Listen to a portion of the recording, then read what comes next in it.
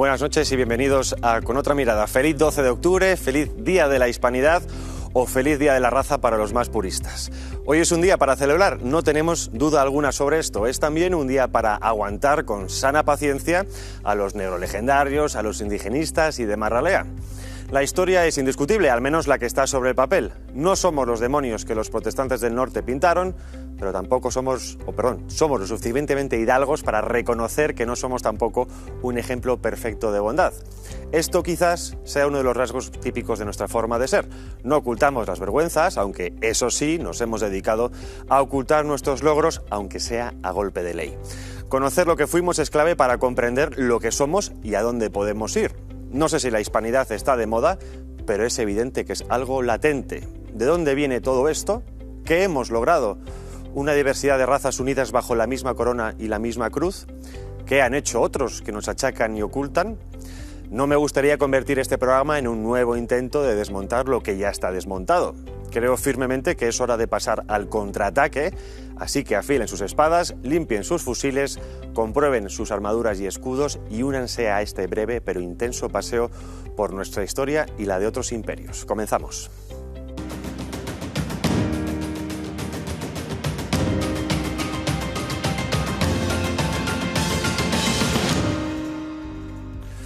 Bueno, como les decía al principio, programa especial por la hispanidad, pero un programa, digamos, diferente, entre comillas, porque, como les decía, está muy desmontada toda nuestra historia, a pesar de que otros intenten ocultarla.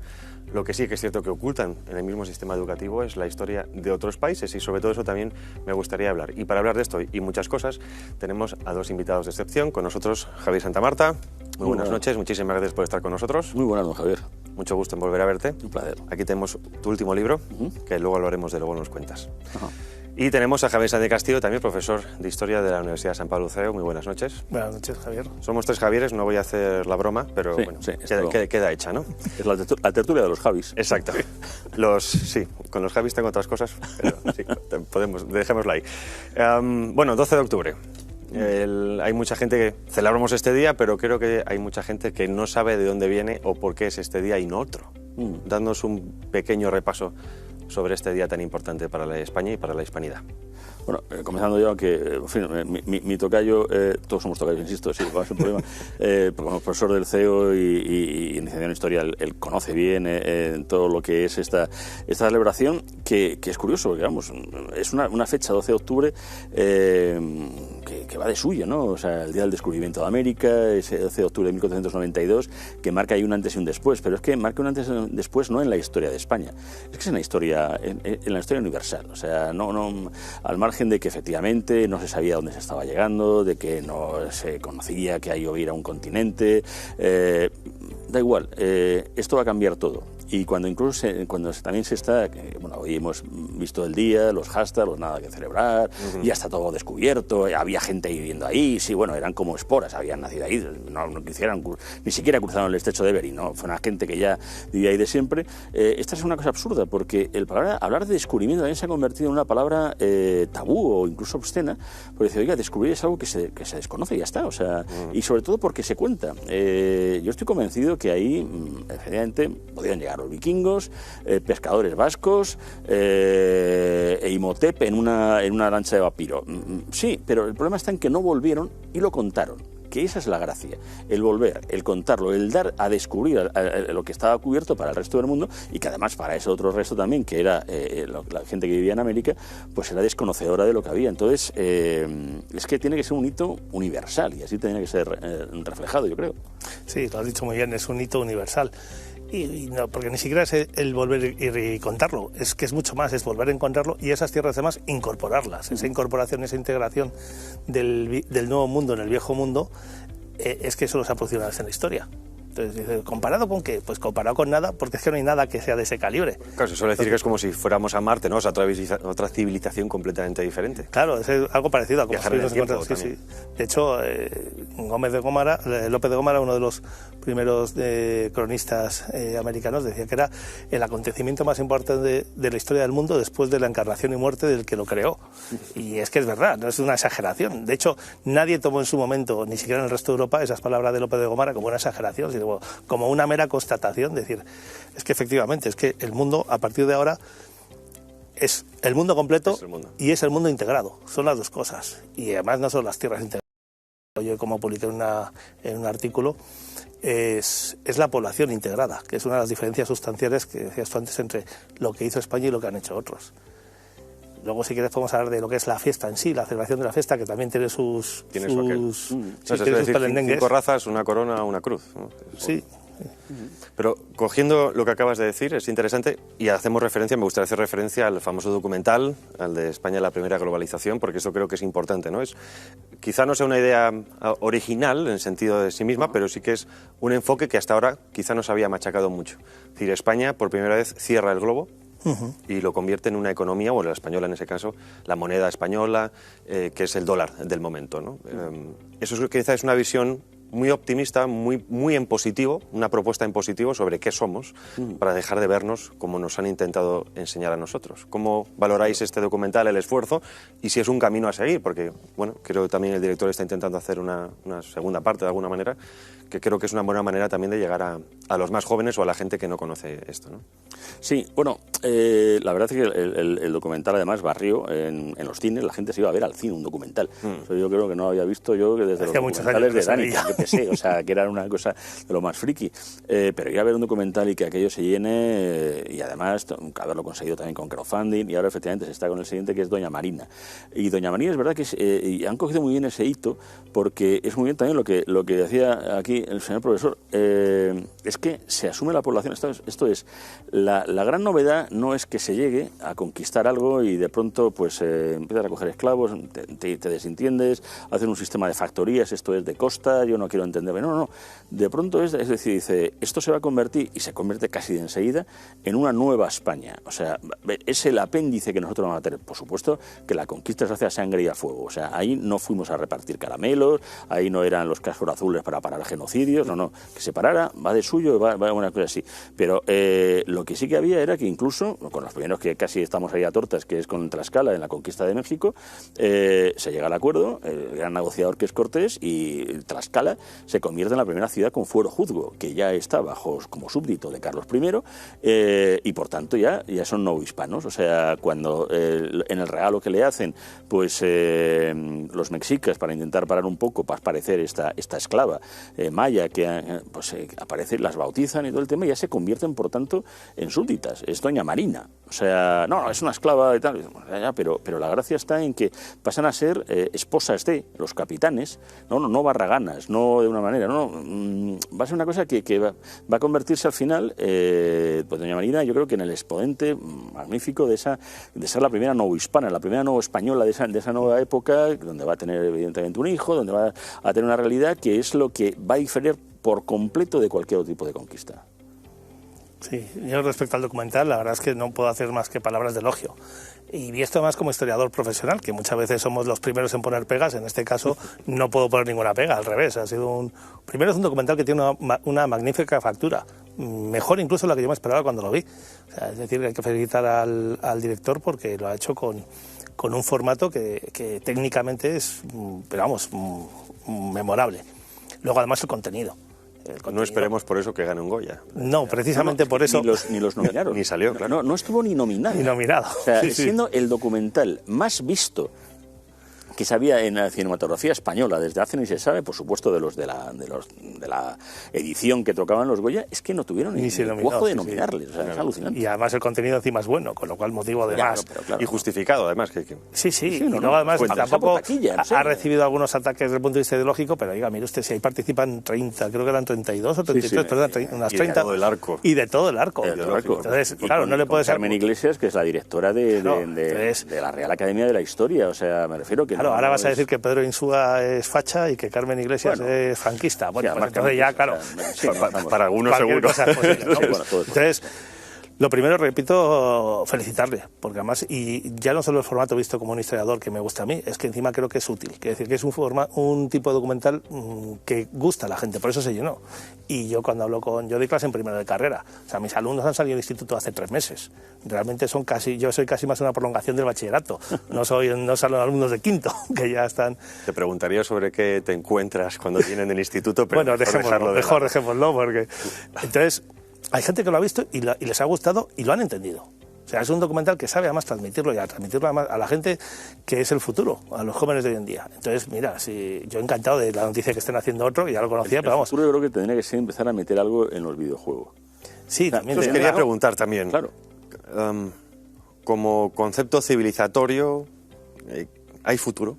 Es decir, ¿qué herramientas culturales dentro de las que tenemos hoy en día, siglo XXI, bueno, etcétera, etcétera, se pueden utilizar para potenciar esto, no solo a nivel cultural, a nivel histórico, pero si eso tiene plasmación geopolítica? ¿Es viable? ¿Merece la pena trabajar geopolítica? Eso es más complicado. Claro, obviamente no estoy hablando de conseguir nada de 5 años. No. Si nos han destruido en 300, pues claro. Vamos a ver, la primera parte que dices, lo de los medios, yo siempre he dicho que la cultura, además yo me dedico a la historia de las mentalidades, y ver, no del pensamiento, no de las ideas, sino de las mentalidades, de cómo se difunden las ideas.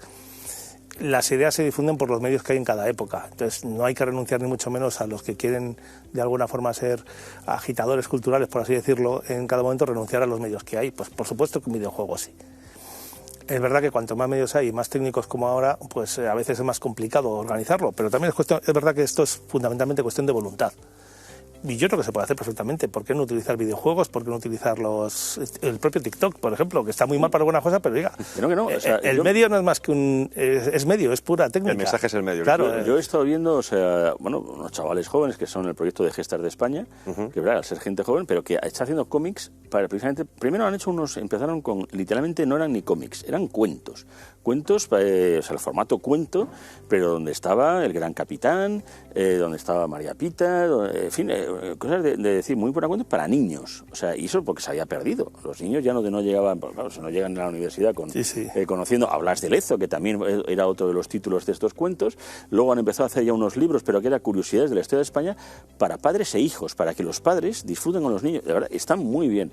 Y han empezado también a hacer, a que su contenido lo suben en redes, y una de las redes que funciona es TikTok.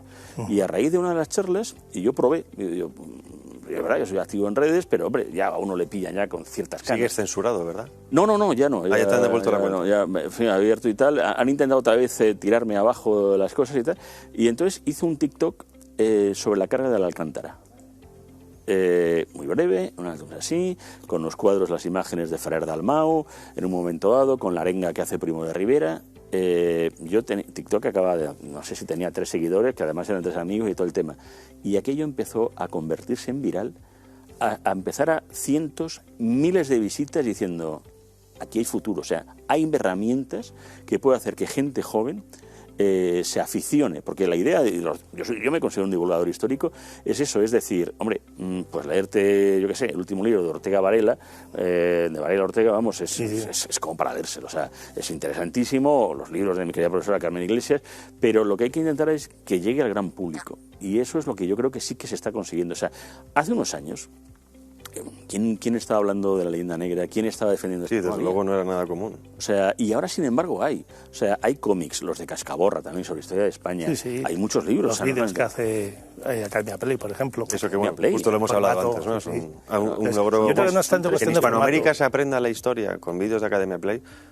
Dice mucho, ¿no? Quizá también hay un cierto hastío por estar recibiendo continuamente la historia completamente ideologizada, claro, que no quita, por haciendo algo del diablo, que algún contenido en el que hagamos, pues obviamente siempre hay ideología, ¿no? O al menos una pretensión concreta. Sí, unos te salen mejor, otros peor. Claro, también en América se hacen cosas buenas, también, y muchas. Amigos hispanoamericanos dicen, no, claro, yo odiaba la figura de Hernán Cortés por lo que me habían contado, cuando he profundizado en él me enamoraba. Porque muchos se dan cuenta de que la historia que les han contado es mentira. Sí. Y hacer ese ejercicio intelectual es bastante complicado. Sí, no es fácil. El musical de Nacho Cano sobre Malinche, o sea, te puede gustar más, menos, pero es que también era inimaginable hace unos años. O sea, cuando yo además, mira, he traído hoy, el 19 de octubre, el pin con la Santa María, además que era cuando el centenario. Esto lo compré en la Expo de Sevilla, en el 92. Pero llega eso, el 5º centenario de lo que hemos dicho que es un hito histórico a nivel universal. Declaraciones del comisario Yáñez, que era el que le encargaron. Bueno, que nosotros es que tampoco es que vamos a exaltar un genocidio. Yo digo, hombre, muchas gracias, no lo esperábamos nadie, entre otras cosas porque no lo fue. O sea, pero ya estábamos, o sea, el propio comisario de los 500 años de una de las gestas que efectivamente hasta que no lleguemos a Marte, pues no habrá cosa muy comparable, pues ya está pidiendo perdón, disculpándose, o sea, así todo. O sea, ese es el gran problema que tenemos, es que a lo mejor lo que tenemos ya no es un problema de ideología, es que han sido hace unos años también, que además lo celebramos también en lo de la Jornada de la Leyenda Negra, dedicamos a la conquista de México y al Cano. La conquista de México, estaba Borrell de ministro de Exteriores y decía que no se iba a hacer nada con México porque era un tema muy delicado. La de la Vuelta al Mundo, o sea, Carmen Calvo coge al politólogo Álvarez Junco hicimos una cosa dice, fue realmente vergonzosa. O sea, la actitud, yo te iba a decir, y justo Javier me lo está colgando en bandeja. Una cosa son los medios, y yo creo que hay que usarlo todo. Acabas de citar, y me gusta que lo haya citado Nacho Cano, porque ni siquiera es que digas es un tipo, una técnica distinta de difusión cultural. No, es que esto es puro espectáculo. Un musical. ¿Por qué no? Es un musical. ¿Por qué no? Pero lo que han hecho... Lo que falta es, más que ver cómo afrontar los formatos, para afrontar bien los formatos, lo que falta es una estrategia. Saber una estrategia. Pero lo primero que te hace falta para tener una estrategia es no tener complejos. Es que, por ejemplo, lo que ha pasado con el 5º centenario del descubrimiento, de la conquista de México y del viaje maya-africano ha sido realmente vergonzoso por parte de las autoridades españolas. Vergonzoso. Pero falta estrategia en muchos niveles. Javier dirige las jornadas de la Leyenda del Escorial, que organiza una institución privada, que es el Ateneo Escorialense, que llevan ya la tercera, en realidad 4ª jornada, ya está suficientemente consolidado y asentado. Eso fue hace dos semanas. Sí, el 1 de octubre. El 1 de octubre. Pero vamos, que se ha hecho incluso durante el año del COVID. Hicimos una versión, una 2.5. Eso me acuerdo, si hablamos, me acuerdo. Sí, por eso hay unos dicen que sí 3, que sí 4, pero bueno. Claro, porque estaba, como decimos, aire libre y todo el tema, además con los tercios, que igual, pero bueno, que es que... Sí, pero es una forma muy amistosa de acercar al pueblo. Y es una iniciativa que ha salido por iniciativa privada, por una institución local como es el Ateneo Escorialense, que es una institución privada, y por una serie de personas, miembros del Ateneo, como es Javier, como son otros, que han puesto su empeño. Pero el apoyo hasta esta 4ª, el apoyo institucional ha sido realmente escasito. Y tampoco el apoyo institucional, tanto de la Comunidad de Madrid como del Ayuntamiento de San Lorenzo, no te creas que ha sido pedirme lo que queréis que os lo doy, sino decir, bueno, venga, vamos a ayudar un poquito, siempre que vosotros os mováis mucho, que está muy bien, porque yo soy enemigo de la cultura subvencionada. Pero, hombre, para una vez que se hacen cosas buenas, dése usted cuenta de lo que tiene.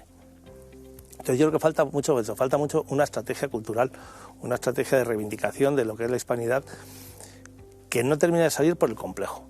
En unos casos por el complejo de algunos, para que no me digan que es que voy aquí de leyenda rosa, ahí quería matizar. Y otros porque es que se han creído la leyenda negra. O bien, no tanto, o bien porque hay una intención política de no reconocer nuestra historia para que no se les escape de las manos el control mental sobre la población. Es decir, oiga, si esta gente por su cuenta se viste y divulga una historia diferente a la que nos interesa, de ahí que, por ejemplo, en la nueva ley de educación se quiera eliminar la historia o a partir de 1812, lo cual tiene telita. Es una forma, claro, lo mismo que el documental. Si yo apoyo esto de alguna manera, me estoy contradiciendo o va en contra de mis intereses políticos.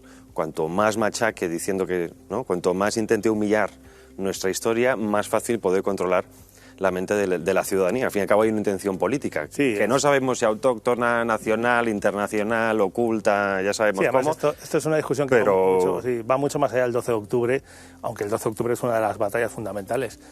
Y es esa manipulación de la historia permanente. Yo estoy en clase, si alguno de mis alumnos nos está viendo en este momento, están hartos de escuchármelo por activa, por pasiva y por perifrástica, ¿no? Es la constante de la manipulación de la historia en todos los niveles, siempre por intencionalidad política. Es la famosa frase de Orwell, ¿no? Quien controla el presente controla el pasado, quien controla el pasado controla el futuro. ¿Y con la nueva ley de memoria democrática, cómo os afecta?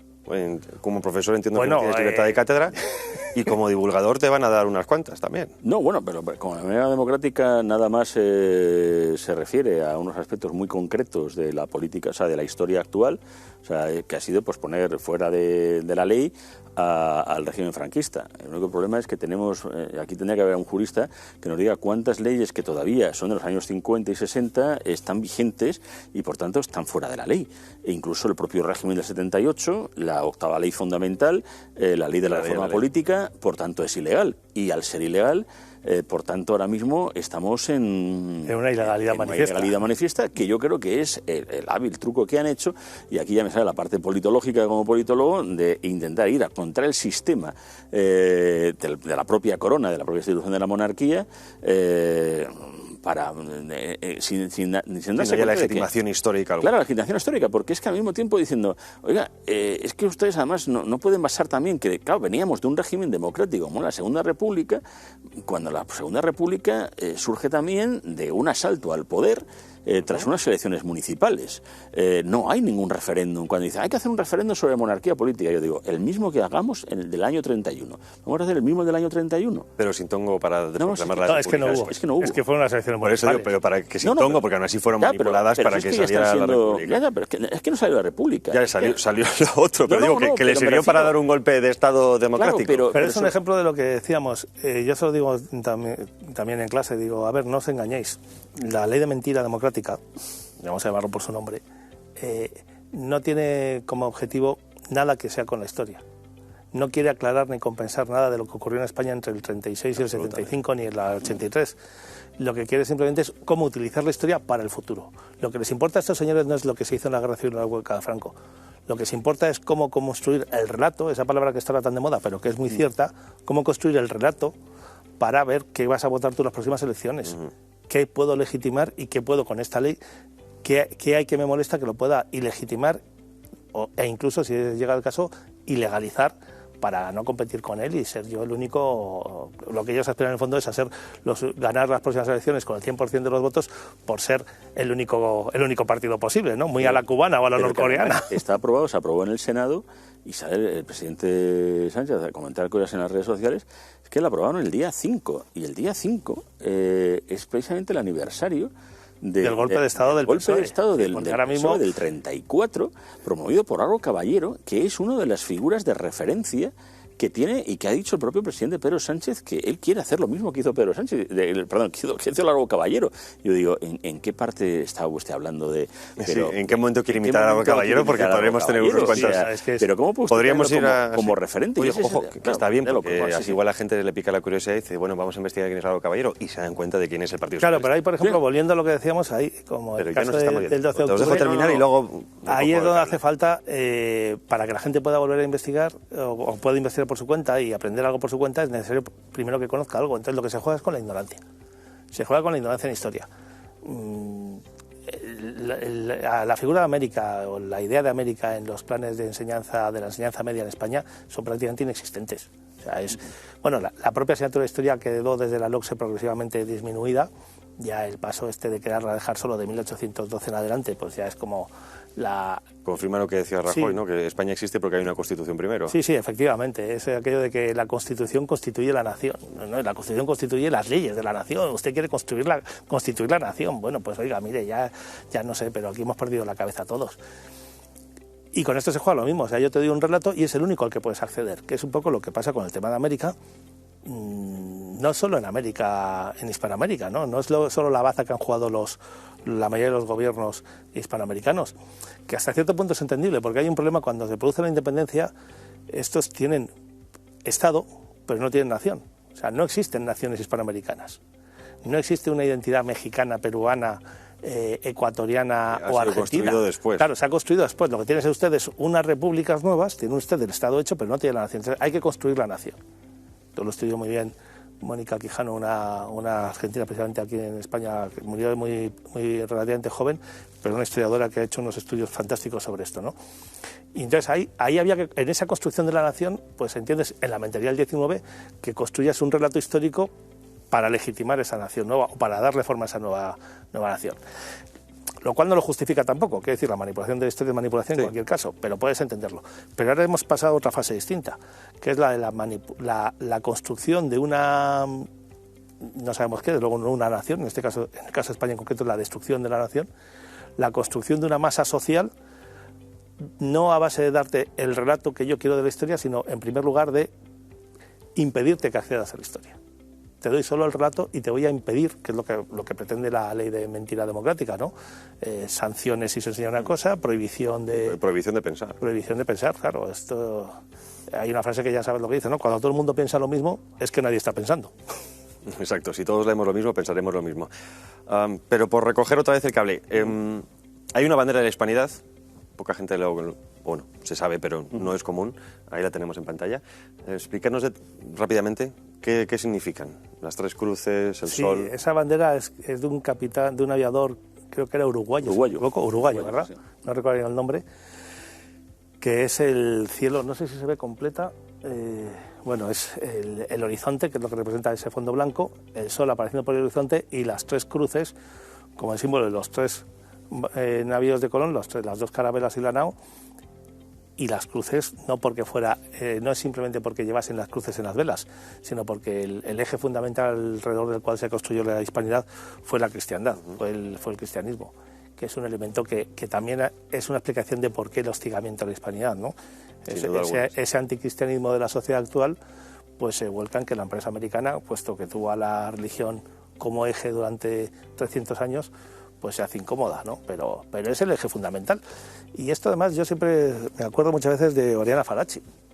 Oriana Fallaci, que era una señora que era comunista y atea, pero que ella siempre defendió la cultura occidental y el cristianismo, porque decía, yo soy, gracias a Dios, atea, comunista y culturalmente cristiana. Sí, muy del estilo de Gustavo Bueno, ¿no? Sí, es que es un poco la misma línea de Gustavo Bueno, ¿no? Dice, oiga, no me confunda usted, no me deje usted solo reducida la religión o las creencias estrictamente a lo espiritual. Hay un componente cultural que se puede entender perfectamente y compartir, incluso aunque usted no sea cristiano, aunque sea usted ateo furibundo, como era Oriana Fallaci, o como, bueno, no sé si Gustavo Bueno era exactamente ateo o qué, creo que solo sabía realmente Gustavo Bueno. Pero te da unos referentes de la forma de entender el mundo, la sociedad, las relaciones, una moral que es fundamental y que sigue estando presente en el caso de Hispanoamérica. Ahora que hablamos de Gustavo Bueno, los dos conceptos, ¿no? De imperio creador, imperio depredador, contraponía el imperio británico al español. ¿Cómo entendéis el imperio español? Es decir, muchos dicen es el último imperio tradicional, es decir, como Roma 2.0. ¿Realmente fuimos un imperio colonizador o hubo un paso primero colonizador y después civilizatorio? ¿Cómo definiríais a lo que fuimos o lo que somos? Y luego, como sustrato la hispanidad, ¿cómo la situáis en el mundo actual en el que las identidades cada vez son más líquidas, ¿no? Claro, se hace mucha comparación efectivamente con el Imperio Romano, pero el Imperio Romano es imperio antes de tener emperadores. Que eso es lo que no sé, porque claro, hasta Augusto no hay un emperador, o sea, y sin embargo el Imperio Romano es previo. De hecho, la creación del imperio es cuando no es imperio. Claro. El imperio, una vez que es imperio, realmente crece ya muy poquito. El 90% es cuando es la república todavía. Claro, a nosotros nos pasa lo mismo. Curiosamente, nos convertimos en un auténtico imperio cuando dejamos de tener emperador. Carlos I no continúa, él abdica, se convierte en emperador emérito. Esta tontería del emérito, no sé por qué no digo yo. Se convierte en emperador emérito. Entonces. Claro, pero es que es que eso de mérito se lo inventó Federico por una tontería y tal, y todo el mundo luego lo ha continuado, vamos. Pero la corona imperial no queda para España, no queda para los territorios de lo que es la monarquía hispánica, que se va a convertir en Felipe, en rey de las Españas, en ese nuevo imperio, pero que es un imperio porque es el imperio que se basa sobre el imperio de la ley. Es que eso es lo que basa Roma, es efectivamente en... Sí, de vez en cuando pues hacemos un saqueíto como las médulas, pero no vamos quejándonos a los italianos por el oro de León, devuélvanoslo, ni cosas de estas. Y no, si es que es un planteamiento en donde imperios hace un imperium, y esto aquí se hace que además separa. Y es en tiempo de Fernando el Católico, cuando se está dando cuenta que estamos llegando a unas nuevas tierras, que esto es otra cosa que no son las Indias, pues a que el almirante Colón sigue empeñado, y separa todo lo que se está haciendo diciendo, bueno, aquí tenemos que ver esto qué es.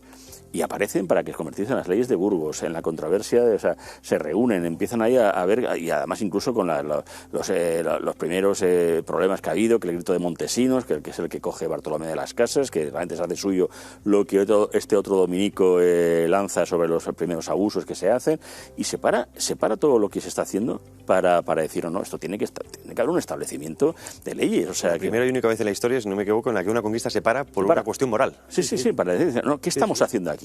¿Y aquí qué hacemos? ¿Y sobre qué base? ¿Sobre qué base estamos haciendo? O sea, esto puede parecer una tontería. Además, se para, porque muchas veces la gente dice, bueno, para pensar. No, se para literalmente, es decir, se da una orden, se emite una orden desde la monarquía de que no se emprenda ninguna expedición ni de conquista ni de descubrimiento hasta que no se resuelva si realmente hay un derecho o no a poder estar en América, y se puede, o incluso, si en caso de ser negativo, si habrá que plantearse hasta el abandono. Se llegó a plantear en la mesa de forma efectiva la posibilidad del abandono de las Indias. Y no fue la última vez, por cierto, porque esto ocurrió, se lo replantearon otra vez a Felipe II también, y esto se replanteó en el siglo XVII, a principios del siglo XVII, respecto a Filipinas. O sea, que no es la primera vez. Pero tú lo has dicho muy bien, si es que es la ley. O sea, esa dicotomía que plantea Gustavo Bueno, que es muy interesante, los historiadores la vemos con bastante recelo, porque sí, bueno, es más teoría de la historia que historia, pero es interesante en cualquier caso. Y luego hay que saberla leer bien, porque es que la gente se queda muchas veces con interpretarla. Si te lees el texto de Gustavo Bueno, pues es bastante más serio de lo que muchas veces parece, ¿no? E incluso los historiadores lo podemos utilizar. Y eso que decías de si era civilizatorio o colonizador, es que son las dos cosas, porque Roma hizo las dos cosas también. O sea, porque es colonizador en el sentido de colonizar es poblar el territorio. Y tú lo estás poblando de dos maneras, que es como hizo Roma. Tú estás enviando tu población, que se asienta ahí, pero estás incorporando a esa población. Luego el mestizaje. Claro, y ahí está el gran hito de la empresa americana, el gran hito de la hispanidad, que es la ley, precisamente. La ley. La ley empezando, yo lo pongo muchas veces como ejemplo, por la propia monarquía. O sea, Colón después del primer viaje, o al acabar el primer viaje, vuelve con del segundo viaje vuelve con unos indios como esclavos. Y los vende. Y entonces es cuando la reina Isabel agarra un cabreo de narices y le dice aquello de quién se ha creído que es el almirante para ponerle cadenas a mis súbditos.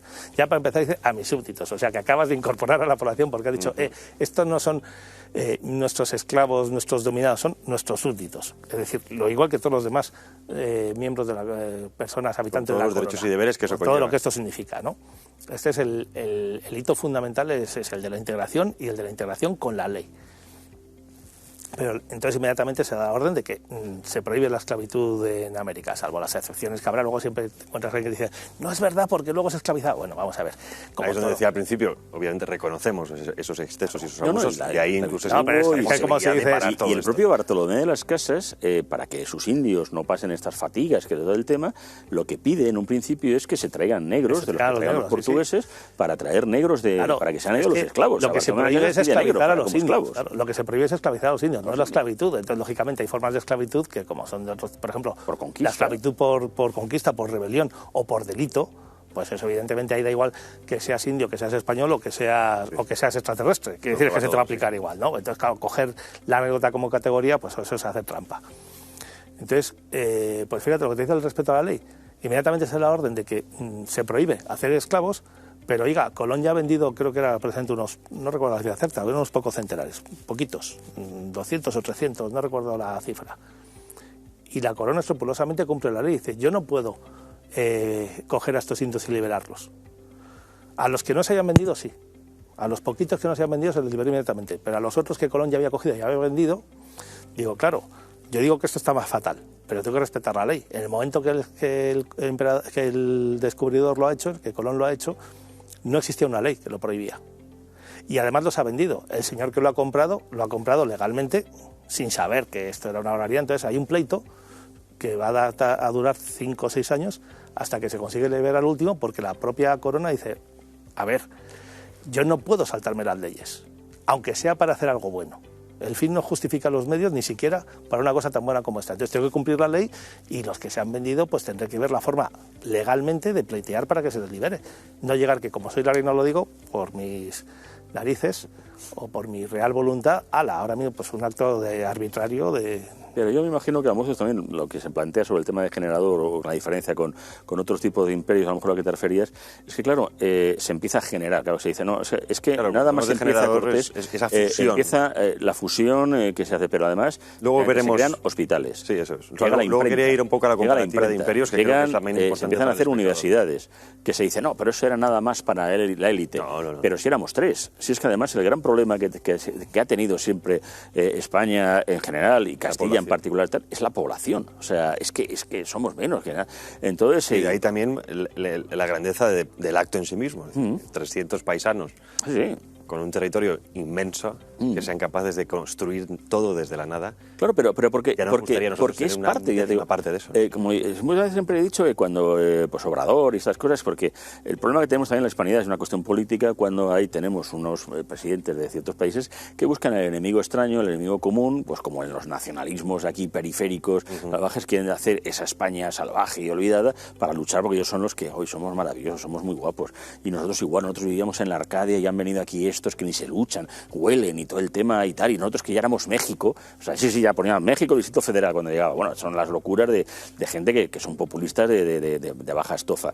Pero yo digo, bueno, o sea, sobre ese planteamiento que usted hace, México tiene que pedir perdón a Filipinas, porque la conquista de Filipinas se hacen con novohispanos de Tlaxcala. O sea, que Legazpi se los lleva. Son tlaxcaltecas, entonces, si son de Tlaxcala, y Tlaxcala existe ahora mismo. México conquistó Filipinas. Haga usted el favor de pedir perdón. Es absurdo. Pero no solo eso, es que dentro del propio México, porque los 300 españoles que dicen son los que empiezan, pero es que la propia conquista la hacen los propios indígenas, porque esa integración, como es desde el principio, entonces claro, ¿quién ocupó realmente México Tenochtitlán? Pues 4 españoles y todo lo demás, y sus 10.000 aliados indios que iban. Hay una cosa que justo quería aprovechar. Has dicho, bueno, presidentes de otros países que han aprovechado de alguna manera para atacar. Seguramente la conozcáis, y quizá alguien en casa no. Hay una defensa de alguien que sorprende, que es Fidel Castro, en una rueda de prensa, la defensa que hace de la hispanidad. Lo digo porque a día de hoy cuando dice, no, estas son cosas del pasado, esto no tiene ningún sentido, bueno, pues para alguien que es un personaje histórico, se puede estar o no de acuerdo con él, eso no es el tema de hoy, que alguien que haya sido de una figura semejante en la historia, desde una ideología que en principio a día de hoy son los que atacan como nunca la idea de España, defienda la hispanidad y la herencia española, creo que es digno de mencionar. Vamos a escucharlo. No tendríamos ningún porvenir en el futuro. No podríamos defender nuestra independencia. No seríamos jamás respetados por los poderosos. No alcanzaríamos el bienestar al que aspiramos. No ocuparíamos un lugar en el mundo. Y por eso para nosotros los cubanos estas cumbres que están teniendo lugar tendrían una enorme importancia en la medida en que ayudaran a nuestra unidad. Y la obra histórica no estará concluida hasta que no estemos unidos. Sé que es una meta difícil, sé que es un camino largo, porque son muchos los que quieren que no nos unamos nunca para tenernos dominados, para tenernos avasallados. Y en esa lucha nuestro país ocupa, nuestro pueblo juega un rol fundamental, luchar, resistir. Siempre quisieron apoderarse de Cuba los norteamericanos. Estamos defendiendo nuestra cultura de 5 siglos, nuestra identidad, nuestra sangre. No queremos ser otros, queremos ser nosotros mismos. No queremos ser un Los Ángeles, donde cada día son más discriminados allí los hispanoamericanos, los negros, los humildes. Queremos seguir siendo esta maravillosa mezcla de españoles, de indios y de africanos. Nos sentimos privilegiados por eso. Es lo que nos dio la historia, es lo que nos dio Dios para los creyentes, es lo que nos dio Santiago hace 2000 años.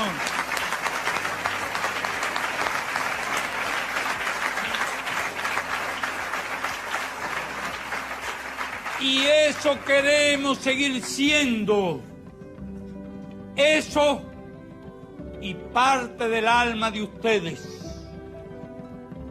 Eso y parte del alma de España.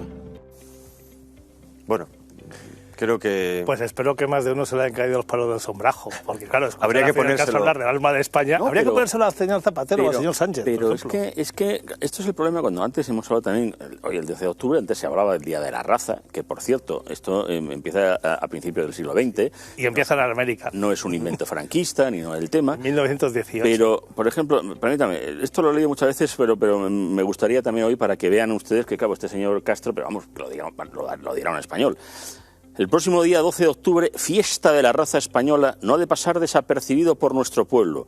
Nuestras inquietudes espirituales manifiéstanse cada día con mayor fuerza.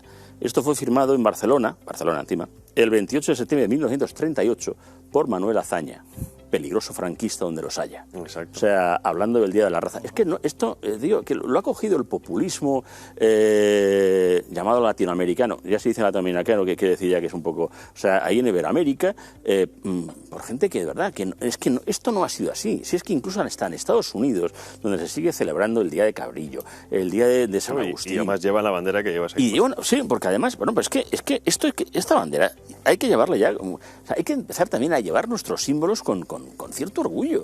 O sea, porque es que vamos y tal diciendo, no, es que esta bandera la usó el Requeté. Ya, sí, enhorabuena. Y el escudo de Francia son unas fastes que utilizó un tal Benito Mussolini. O sea, si uno ve el escudo de la República Francesa, son unas fastes, pero unas fastes, o sea, vamos, igual que el escudo de la Italia de Mussolini. Y entonces, ¿ya qué le vas a decir a los franceses que quiten el escudo? Pues yo no quiero quitar hay que explicarle a la gente que es que el fascio no es un invento de Mussolini, no, sino bueno, que es que tenía ya 2000 años de antigüedad. Bueno, pero da igual, pero dicen, no, pero es que esto lo ha recogido y tal, y diciendo, creo que pides mucho, Javi. Sí, pero... bueno, esto pasó cuando se hizo la cesión del Castillo de la Mota en Medina del Campo, que era la escuela de mando de la sección femenina. En la transición pues se reformó y se traspasó a la Junta de Comunidades de Castilla y León para la Consejería de Cultura. Pues se hizo una obra, entonces fueron a la inauguración. No sé si era entonces el ministro de Cultura o el consejero, que claro, tú entras al Castillo de la Mota, que es una entrada, por cierto, pequeñita para ser un castillo, y hay un hermoso escudo del águila enorme, y entonces dijo uno, ¡hombre, parece mentira! El político de turno, el encargado del ramo, parece mentira que se haya hecho esta obra y no se hayan quitado los símbolos de la dictadura. Y alguien dijo, oiga, perdone, es que esto lleva ahí exactamente 476 años, que son los que tiene el castillo. Entonces, vamos, lo que tiene el castillo es de que pasó a la monarquía. Claro, hay una confusión de símbolos de todo, que bueno, está muy bien, porque hemos descubierto que Azaña y que Fidel Castro son unos fachas furibundos. Me imagino que estarán deseando sacarles del Valle de los Caídos, porque estarán ahí enterrados o algo por el estilo. Entonces, siguiendo lo que decía un facha como Fidel Castro, pues mire ustedes que esto es una comunidad cultural. Y como es una comunidad cultural, no me lo mezcle usted con la ideología. Esto está por encima de la ideología. El problema lo tiene usted, que lo quiere ideologizar. El problema lo tiene usted. El problema no lo tenía ni Azaña, como has dicho tú, peligroso franquista, ni Fidel Castro, facha furibundo, neonazi donde los haya y yo qué sé qué. Ni que en la época en sí misma, cuando se creó, había ideologías. O sea, de las ideologías, bueno, efectivamente, la teoría de que las moderno. ideologías vienen de la herejía primera protestante, pero en ese momento no se pensaba en cómo pensaba políticamente el adversario. Pero es que es la absurdo, mentalidad porque, por ejemplo, era otra, y es lo importante. Una de las decías personas tú, ¿no? que difunde... No estudiamos historia intentando meternos en la mentalidad de la gente del momento. Solemos juzgar todo con la mentalidad actual. Entonces, y al hacernos trampas al solitario en la propaganda, bueno, ya sabemos que la propaganda básicamente es un conjunto de mentiras, ¿no? y un juego de cartas marcadas. Nos hacemos trampas al solitario con las palabras, la expresión de la raza. Ah, es que la fiesta de la raza, eso demuestra que es racista. Bueno, usted para empezar no entiende lo que la gente utilizaba como raza, ni quién se lo inventó. El que más difundió, no el que se inventó la idea de fiesta de la raza, que viene de Argentina. No están hablando de la raza precisamente en el sentido biológico, como es el racismo clásico, sino están hablando de la raza como la comunidad cultural. Y Vasconcelos, que es el mexicano que más lo difundió estos años 20, con un libro que se llama La raza cósmica, precisamente está hablando de una raza que va más allá de la sangre, más allá de que es una raza, por eso se llama la raza cósmica, porque no es una raza biológica. Pero es que Vasconcelos es un señor que era socialista. Entonces, claro, tienes que explicar una serie de cosas que dices, ¿cuánta gente ha perdido la cabeza? Y sobre todo, lo que más me sorprende a mí en el terreno ideológico es cuánta gente de una ideología, mayoritariamente de la izquierda, pero no solo de la izquierda, también hay un sector de la derecha, toman posturas en contra de la hispanidad, en contra del hispanismo, de lo que significa, en contra del 12 de octubre, por unos argumentos ideológicos y darse cuenta que es que la raíz de su ideología está en contra de lo que ellos están defendiendo ahora. Totalmente. Entonces me imagino que más, y espero que haya más de una persona de izquierdas que lo haya visto este corte de Fidel Castro y se haya asombrado, para que vea que no lo estamos inventando nosotros, que vea que, oiga, mire usted, que es que lo dice su propio Fidel Castro. Sí, habría que recordárselo a Pablo Iglesias. Bueno, nos quedan apenas 5 minutos. No quiero perder la ocasión de que veamos esos mapas de los imperios para que también pongamos en perspectiva global lo que supuso, ¿no? Vamos a pasar rápido por los primeros. El primero es el imperio de Alejandro Magno. Ahí se puede ver en pantalla. Sobre todo lo importante de situarlo en el mapa, ¿no? Vamos viendo cómo, quizá no veis mucho desde ahí, perdonad, pero bueno, igual lo tenéis en mente. Primero, lo que también era el mundo para la gente del momento, ¿no? Ahí vemos lo que era ese mundo para Alejandro Magno o la gente de la época. Después tenemos el Imperio Romano, que ya vemos que es Europa prácticamente, todo obviamente mar Mediterráneo. Después tenemos el mongol, que hablamos ya obviamente de una extensión vastísima, pero siempre territorial, o sea, siempre en cuanto a terreno continuo. Y el español, ahí luego viene el británico y el francés, pero nos quedamos en el español porque es el primer imperio global, lo que decíamos antes. Claro. Lo que decía de la Patagonia. Claro, es que es una pena... Me quedo sin palabras cuando lo veo porque es el imperio de los mares, ¿no? Español, recuerda que tú reinaste sobre el imperio del mar. Es que hay, por ejemplo... Claro, si hubiésemos visto los mapas, en vez de sobre un mapa mundi, sobre lo que era el mapa conocido de la época, nos hubiésemos dado cuenta de la magnitud del de Alejandro y la magnitud del romano. No es ese trocito que se ha visto, por muy grande que fuera. Era todo para ellos. Es que el imperio de Alejandro Magno era el que unía todo el territorio civilizado que se conocía entonces. Todo el territorio civilizado que se conocía entonces. Es que prácticamente es el 90% de las tierras conocidas. Y desde luego casi el 100% de las tierras civilizadas. Quedaba fuera del imperio de Alejandro, quedó solo la península italiana, que ya estaba, la península itálica que ya estaba civilizada, ya existía la ciudad de Roma, y quedó China, que era una cosa que se sabía que existía, pero que no se conocía del todo. Se sabía que existía, pero no se conocía del todo.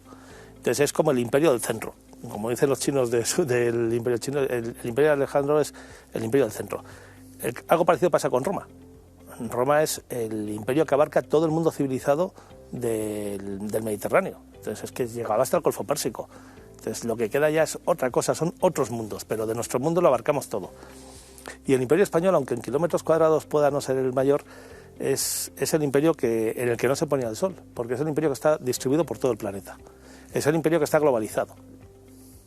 Ese es el equivalente a lo que era el romano o el de Carlomagno, más allá de la extensión y de que el 90% de la extensión estuviese en un solo continente. Estaba presente en todos ellos y globaliza a todos ellos. Y eso es insuperable, eso no va a poder... Y es el primero que lo hace. Otros lo han hecho después, el francés, el inglés, sí, pero lo han hecho después. No ha sido el primero. A ver si podemos ver ahí también el imperio británico, bueno, digamos el primer imperio colonizador, realmente lo que hablamos antes de colonias, ¿no? Claro, pero aquí un imperio en el que no hay una gran mezcla, por así decirlo, prácticamente ninguna. No, pero además sobre todo que ellos se basan, por ejemplo, teóricamente son 31 millones de kilómetros cuadrados, pero ahí está toda Canadá, o sea, entera, o sea, toda Australia entera, toda la India entera, o sea, dicen, oye, no. O sea, porque es que literalmente en Australia es que habían 3, o sea, no en el tema. Canadá... Y además viendo, claro, en la periferia. Capacidad de deforestación, o sea, el segundo es el mongol, que son 24 millones, el 23 millones es en extensión Rusia, claro, pero que es Siberia. O sea, el único realmente que es, ya te digo que son 20 millones oficiales, pero podrían ser 40, porque además, 20 reales. Sin contar luego, además, no solamente eso, lo que digo, los mares, el lago español, el Pacífico, James Cook y todas estas cosas, hasta que toman Manila y nos roban los mapas de marear, no, hasta 1760 los británicos no están en el Pacífico. O sea, nosotros estamos siglos que estamos haciendo el tornaviaje, la ruta de Indias, el galeón de Manila. Efectivamente, desde que Felipe II se hace ya la conexión con la dinastía Ming y utilizan el real de A8, utilizando el primer Bitcoin, mucho más que el dólar. Aquello, vamos, es una moneda global. O sea, pero, y además real. En realidad, sí. Pero en tiempos de Felipe II, o sea, cuando se está...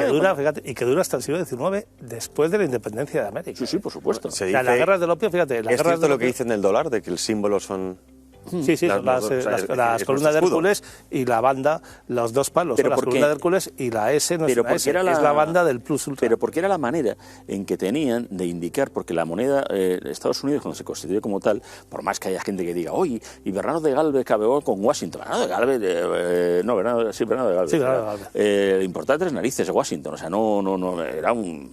Vamos, en Estados Unidos no tenían nada que les diera la importancia para que su moneda, el dólar, tuviera un valor. Entonces, si pagaban con plata española, indicaban para diferenciar con qué tipo de dólar más pagado, con el dólar malo o el español, el Spanish dollar, que le llamaban. Incluso también se decía que esa forma de escribirlo también la S ayudaba, pero que eran por los columnarios, pero porque era la plata española la que porque valía. Había una moneda Nueva España que en el reverso, en la cruz, lo que tenía era eso, eran las dos columnas y la banda del plus ultra. Entonces, simplificándolo, ya de ahí. Pero es que lo que te iba a decir es que en las guerras del opio entre China, Francia e Inglaterra, en la segunda mitad del 19, los chinos en ese comercio del opio exigían que se pagase en moneda española porque era la moneda que se fiaban, era la divisa de confianza, la divisa de la que sabías que no te estaban estafando. Y hacía ya 40 años que se había independizado España. 55 días en Pekín, el que sale protagonista es David Icke, que es el Imperio Británico, y no sale verdaderamente, o sea, Bernardo de Cologán, que es el que realmente hizo las negociaciones con la emperatriz china, porque España, pese a todo, en la época, seguía teniendo ese prestigio. Pero no hemos sabido luego vendernos, ese es el gran problema. Pues de ahí me gustaría terminar, nos queda apenas un minuto, precisamente venderlo. ¿Cómo veis la hispanidad? ¿Es un producto con futuro? ¿Es un producto que hay que luchar? ¿Se puede mantener? ¿Merece la pena? ¿No merece la pena? Estamos en el lado bueno de la historia, estamos en el lado malo de la historia.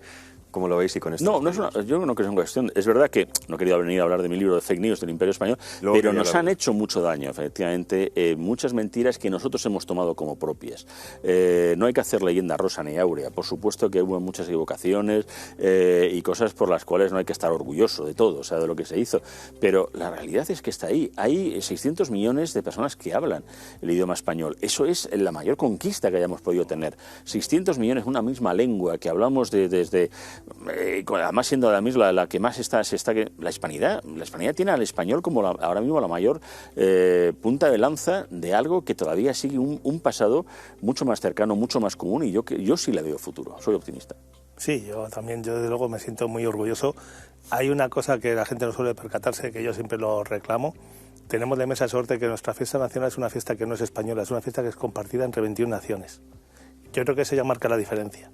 Si tanto que hablamos de un mundo globalizado, de una hermandad, etcétera, etcétera, bueno, pues este fue el principio. Esta primera globalización, en positivo, no como otras que se nos proponen hoy en día, es algo para estar orgulloso y se refleja en algo tan sencillo como eso.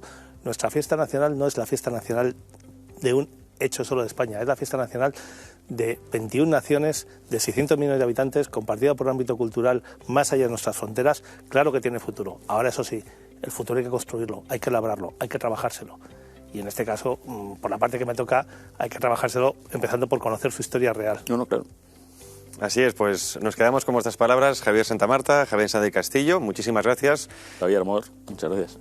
Un placer, Javier, Hernández y Fernández. También, obviamente, gracias a ustedes. Espero que hayan pasado este tiempo excelente con nosotros.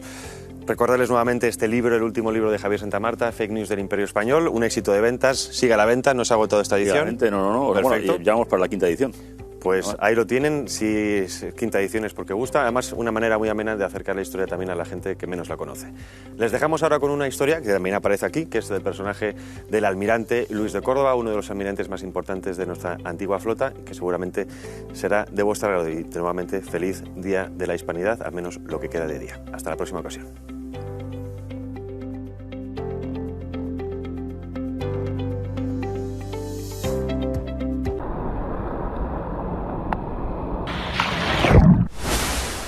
En el verano de 1779, el almirante Luis de Córdoba comandaba la escuadra española que hubiera invadido Inglaterra aquel verano. Pero las dudas continuas del almirante francés Louis Guillouet y una acción combinada del escorbuto junto con una epidemia de tifus echaron al traste esos planes. La madrugada del 9 de agosto de 1780, Luis de Córdoba, director general de la Armada Española, estaba a punto de hacer historia con 27 navíos y algunas fragatas. en un golpe logístico que ha quedado como el mayor sufrido en toda la historia por la Royal Navy. Todo había empezado semanas antes, con los espías españoles en Londres, que se hicieron con los informes de la salida de un gran convoy. Inglaterra necesitaba en ese momento reforzar militarmente y avituallar a sus mejores unidades, que estaban luchando en ultramar, en la Guerra de Independencia norteamericana y en la India. Cuando la información del convoy llegó al conde de Floridablanca, este alertó a la Armada. A sus 73 años, Luis de Córdoba estaba al mando. A sus fuerzas de 27 navíos se había sumado una flotilla francesa de 9 navíos y una fragata. El almirante Luis de Córdoba aprovechó que Londres, como consecuencia del ataque del año anterior que había detenido el comercio y parado la bolsa, ya no permitía a su flota alejarse del Canal de la Mancha. En los primeros días de aquel agosto de 1780, las veloces fragatas españolas escrutaban grandes superficies alrededor de la escuadra, que se movía con prudencia. Finalmente, todos sus esfuerzos dieron fruto en la madrugada de aquel día 9.